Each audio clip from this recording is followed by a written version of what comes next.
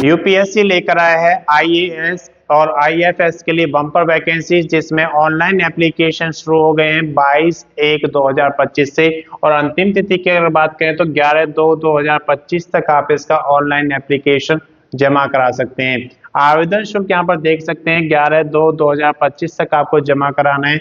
अगर आप general category, OBC या फिर ईडब्ल्यूएस में आते हैं तो आपको 100 रुपये का यहाँ पर आवेदन शुल्क देना होगा।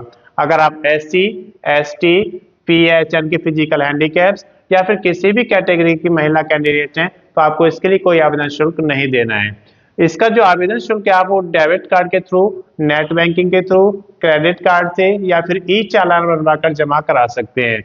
इसके बाद हम बात करते हैं करेक्शन डेट की। करेक्शन डेट की जरूरत जब पड़ती है जब आपका ऑनलाइन एप्लीकेशन में कोई गलती हो जाती है, तो इसका जो करेक्शन डेट दिया गया है वो 12 से 18 फरवरी 2025 तक दिया गया है।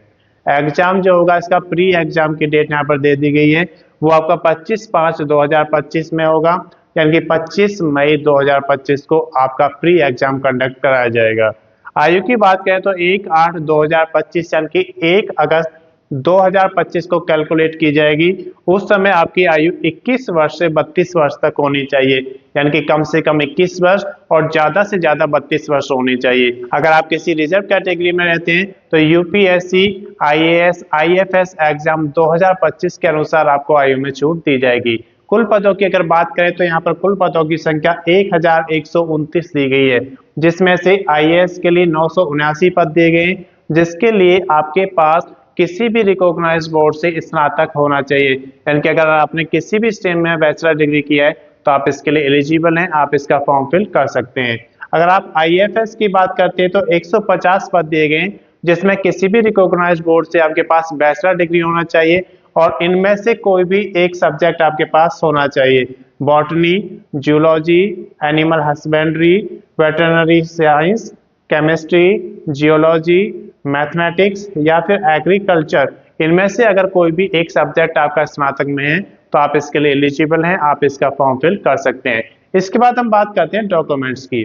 तो जब भी आप कोई ऑनलाइन एप्लीकेशन फॉर्म जमा करते हैं तो उसमें आपको कुछ डॉक्यूमेंट्स अपलोड करने होते हैं, जैसे कि आपका एलिजिबिलिटी के डॉक्यूमेंट्स। इस भर्ती के अनुसार आपके पास बैचलर डिग्री की होनी चाहिए, उसकी स्कैन कॉपी आपको रखना है। आप किसी स्टेट में रहते हैं उसका डोमिसाइल सर्टिफिकेट आपके पास होना चाहिए और अगर आप रिजर्व कैटेगरी में आते हैं तो उसका कास्ट सर्टिफिकेट आपके पास होना चाहिए। ये सारे डॉक्यूमेंट्स आपको स्कैन कॉपी में रखना है जो कि एलिजिबिलिटी क्राइटेरिया में आते हैं। और अगर आप फिजिकल हैंडीकैप्स हैं तो उसका सर्टिफिकेट आपके पास होना चाहिए। इसके साथ साथ एक वैलिड आईडी प्रूफ आपके पास होना चाहिए, एक वैलिड एड्रेस प्रूफ होना चाहिए, इनको भी स्कैन कॉपी में आपको रखना है। पास एक फोटो होना चाहिए A4 साइज जो स्कैन कॉपी में रखना है। सिग्नेचर की अगर बात करते हैं तो एक पेज पर आप सिग्नेचर करेंगे, उसको भी आपको स्कैन कॉपी में रखना है। तो ये सारे जो डॉक्यूमेंट्स हैं आपको स्कैन कॉपी में रखना है।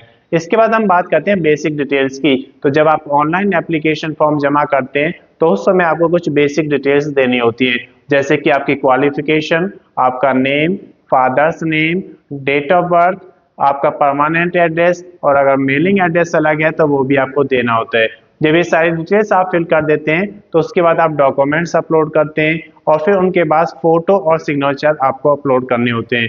जब ये सारी चीजें अपलोड हो जाएंगी तो उसके बाद आप उसका प्रीव्यू चेक करेंगे।